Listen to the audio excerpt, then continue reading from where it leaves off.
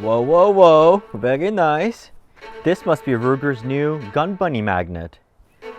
Red, red, red, blue. Wait, this is wrong. No, not the Borat joke. This is wrong. Hold on.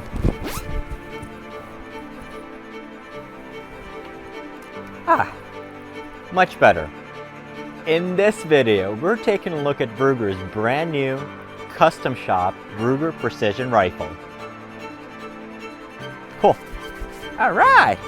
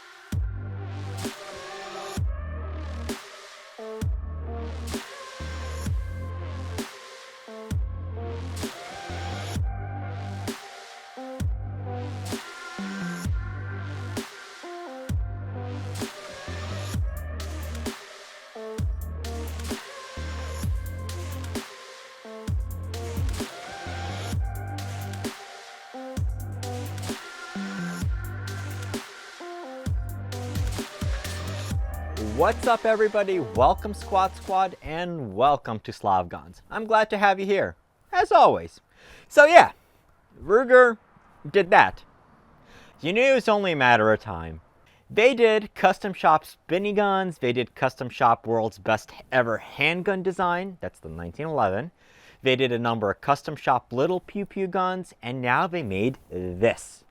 The custom shop big pew pew. The custom shop Ruger Precision Rifle in 6.5 Creedmoor. Although, I reserve to rename Big Pew Pew when they do one of these in 300 PRC. Or a 50 cal.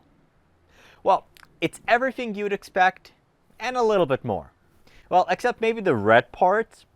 It's like they've been watching me Gucci out every Ruger Precision Rifle that I had my hands on and wanted to save me the trouble.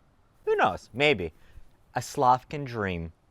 So, let's take a look at this brand new gun. We'll discuss Ruger Precision Rifle, how this custom shop model is unique, and whether it's right for you. I want to focus on the special features, so if you want a deep dive into the standard Ruger Precision Rifle, take a look at my previous videos on the 6.5 PRC and 300 PRC rifles linked above. Also, depending on when you're watching this video, I'll also have a video on the 338 Lapua monster linked above as well. So, let's get into it.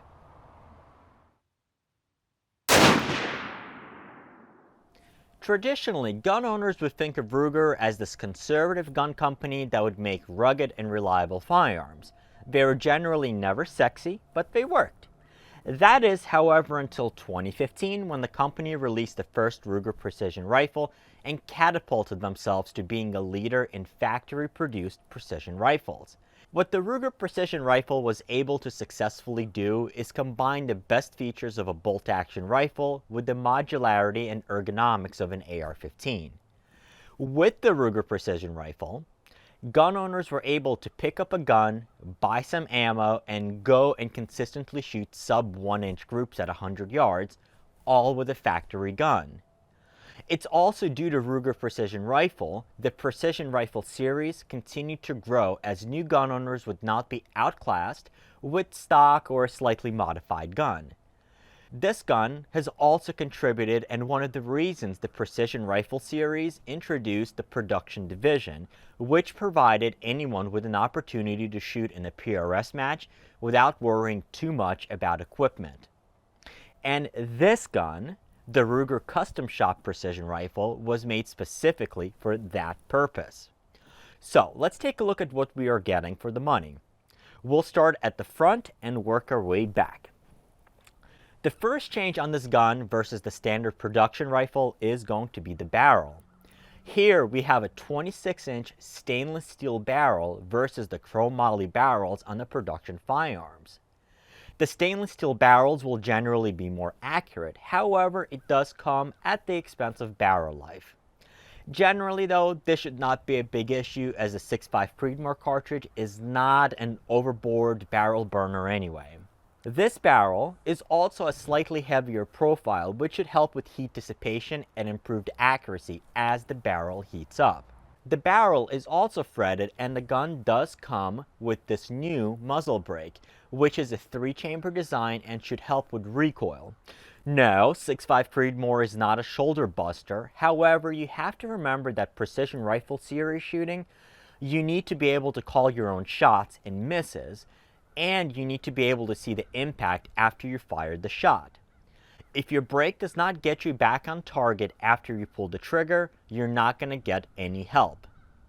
Moving back, we're going to be 3 for 3 for new parts. The Custom Shop Ruger Precision Rifle features a brand new rail similar to what we saw on the 6.5 PRC and 300 PRC Magnums. The main feature here and difference from the standard rail is the inclusion of a Swiss Arca rail on the bottom, along with M-lock slots on both the top and the 2 sides, along with the bottom as well. It seems like finally gun owners have learned what every photographer has known for years. Swiss Arca rails are cool. With the growth of PRS, gun owners have figured out that in dynamic shooting situations, having the ability to quickly attach and remove accessories without tools is a big advantage. While shooting in a match, you might be shooting prone, from behind a barricade, on top of a rooftop, or in, on, around various obstacles. A Swiss Arca rail allows you to quickly and easily move or remove bipods, barricade stops, or shooting bags. The Swiss Arca rail also allows you to easily mount the gun to a standard tripod, which is helpful while shooting while standing, sitting, or squatting. On this gun right now, you can see my FAB spike bipod, which 5 minutes ago was on my 6mm ARC AR-15, which also has a Swiss Arca rail. We're starting to see more accessories that natively come with Swiss Arca attachments. However, you also have a number of adapters as well, such as the one here from MPA, which I've added to the bipod. You can find a link for these in the description below. The other change on this rail and the other furniture on this gun is that they're not boring black, and they are indeed slightly less boring and a bit more interesting gray. It would not be my first choice, but I think it certainly looks interesting and sets this gun apart from the hundreds of thousands of other Ruger precision rifles out there in the wild. Moving back, we have the upper and lower receivers, which are 4 for 4 on change, besides the holes on the sides of the lower receiver. It took me a few days, but then it hit me like a brick. These are M-lock slots added to the side of the mag walls. Now, you might be asking yourself, why? Heck, at first I was thinking maybe it was to reduce weight or something, but once it hit me that these were M-lock slots instead of just holes, you would use these to mount accessories such as spare round holders. And yes, they make them an M-lock now. And yes, before you think they might interfere with the magazine, there are recessed cuts on the inside of the mag wall as well, and it's pretty cool. Another change here is also the shape and design of the lower and upper receivers. To accommodate the M-lock cuts, the lower receiver is more streamlined instead of the more angular one on the regular guns. On the front of the mag wall, we find this piece of propaganda red. This is a barricade stop, and what it does is it helps create a right angle and a proper support to stabilize the gun while shooting off of a barricade. Without it, you would see that the front of the mag wall is angular and you wouldn't have as much of support. If you do not need the barricade stop or are using a different solution, there is one bolt that's holding it in place and you can just remove it. Moving back, we find another red part, which is the ambidextrous safety selector. It's the same, just red. So let's continue working back and then we'll come back. So just like on the regular Ruger precision rifles, we also have the same, but not quite the same adjustable stock. Just like the stock Ruger precision rifle stock, there's a mouthful, it is foldable and you just basically press the button and you can fold it in place and out of the way. At this point, you'll be able to remove the bolt if you need to. The stock is also adjustable for both length of pull and cheek home height with these locking levers, just as you find in the regular guns and all the other Ruger precision rifle stocks. There are also, however, two differences here. First, it is as consistent with the gun, no longer boring black and is in the more interesting gray. And two, the bottom rail piece is different. On all Ruger precision rifles, we saw a Picatinny rail section in the bottom, which you would use with the rear monopod or to attach a bag rider of some sorts. Without them, however, the bottom of the stock would catch on a bag and rip it apart over time. In PRS shooting, competitors generally use rear bags when possible. On the custom shop Ruger precision rifle, we see that the bottom rail section is replaced with this smooth piece that also has two M-LOK sections. If you need to add a rail section here, Ruger does include an M-LOK rail section in the box, and you can also purchase additional spare ones.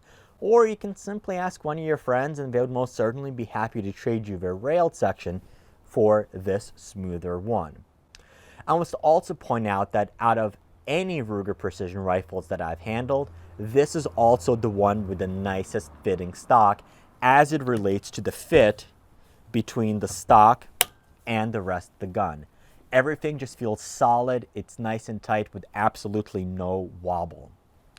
Okay, moving back towards the front of the gun, we see another change, and which is the brand new to this gun pistol grip, the Magpul MOE K2 Plus. The K2 Plus is a combination of both polymer and rubber overmolded pistol grip and a more vertical grip angle. I'm generally not a fan of Magpul grips, but this is certainly an improvement over the stock pistol grip that Ruger includes with the Ruger precision rifles. When it comes to precision shooting, you generally want an upright pistol grip in order to help pull the trigger back in a straight back fashion. And that leads us to the last piece of propaganda red, the trigger. It looks different, it is different, and it's nothing like what Ruger currently has, or for that matter, anybody else. When I was asked to review this gun, I was given very few details, mainly the highlights of the gun. I could have sworn I heard TriggerTech on the phone, but I thought that was a mistake. And I thought maybe that my Ruger contact meant Timney, because TriggerTech did not make Ruger precision rifles triggers. It had to be propaganda. But even in the Soviet Union, the clock is right a few times a day. This is indeed a TriggerTech trigger. There were a few rumors about it, but it actually exists. And yes, I did take the gun apart to get proof. This is a two-stage TriggerTech trigger with both stages being adjustable. With a two-stage trigger, you have a lighter first stage. I'll show you. So with a two-stage trigger, you have a lighter first stage, which is often called the take-up, which takes you up to a wall. At that point, you have a second stage, which is the trigger break. On this gun, as it came, the first stage averaged to 1 pound 7 ounces or 23 ounces. The second stage broke at an average of 2 pounds 4 ounces or 36 ounces. Both of the stages are adjustable on this trigger, and they can be set from 1 to 2 pounds on the first stage and 20 ounces to 44 ounces on the second stage. So that's basically as low as 1 pound on the first stage and 1 1/4 second stage. And I will do that once I've played a bit more with this gun as it comes stock. Yes, you can absolutely adjust a stock Ruger precision rifle trigger down. However, you still have two advantages here. First, this is a flat trigger with no safety dongle. And second, it is significantly cleaner with less grit or mush on the brake. So, I think that's it. Wait, there's one more. Just in case you still thought that this was a stock production gun, despite the majority of important parts being completely different, on the left side of the lower receiver, Ruger has engraved the Ruger Custom Shop logo, and it just looks awesome. The other place where I believe you may be able to tell it's a custom shop gun is going to be the serial number, which starts with CS11, which I'm assuming is custom shop product number 11. Maybe. We'll get more proof of that in the future. Okay, let's load up some mags and put a few rounds down range.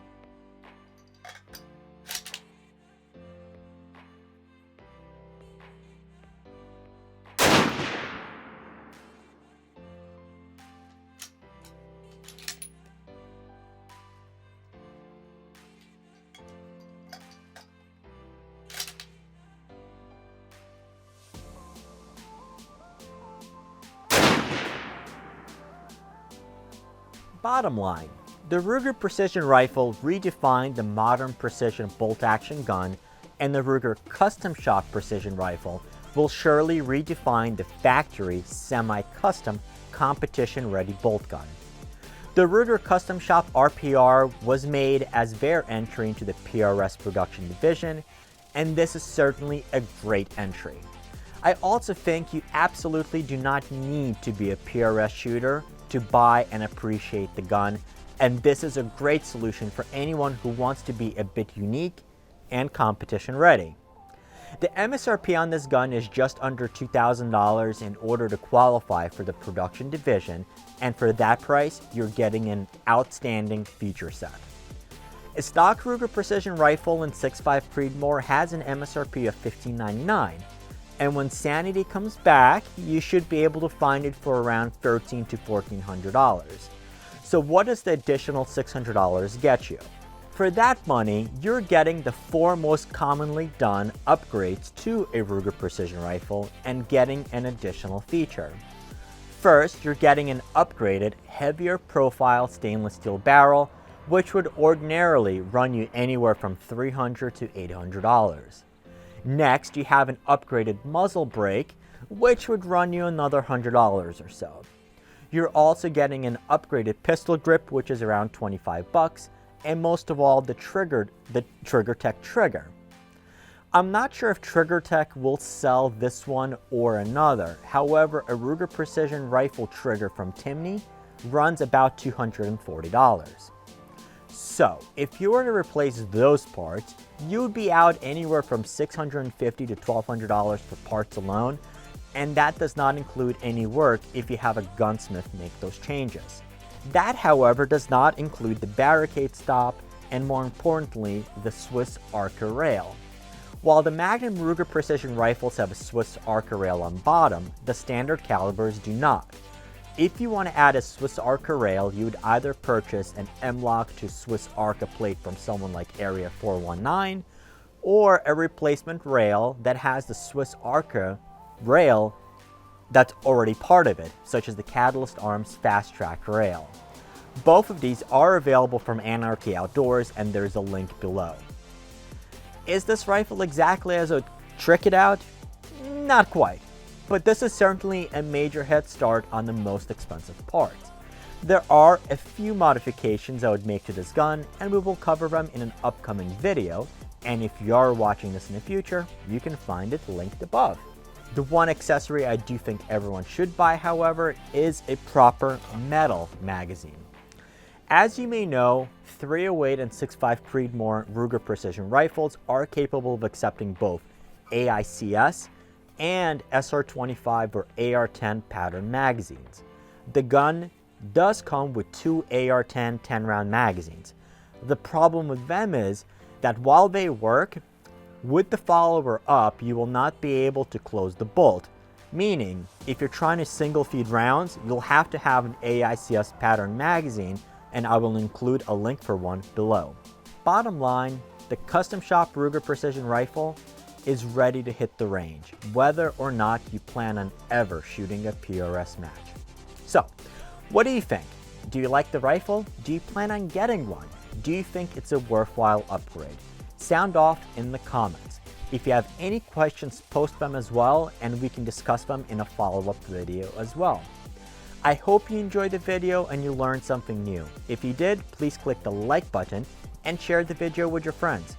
Make sure you're subscribed and have the notification bell on to stay up to date on this gun, other rifles in our precision rifle series, our latest series on Hornady's new 6mm ARC, and more. If you want to learn more about this Leupold Mark V HD scope, you can click here to watch that video, or up here for other videos on the Ruger Precision Rifle. As always, thank you for watching, keep on squatting, and I'll see you in the next video. Cool. All right.